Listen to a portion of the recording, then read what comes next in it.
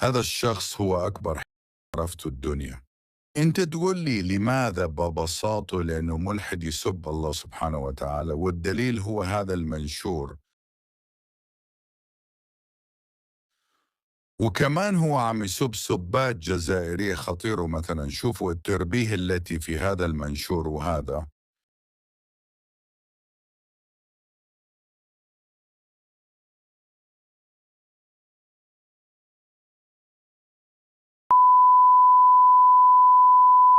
كمان هو قاعد يفتري على شخص عربي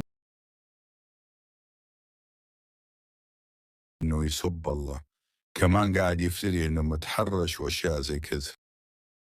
لهيك ننصحكم إنكم تبلغوا عليه 5 تريليونات بلاغ وودع.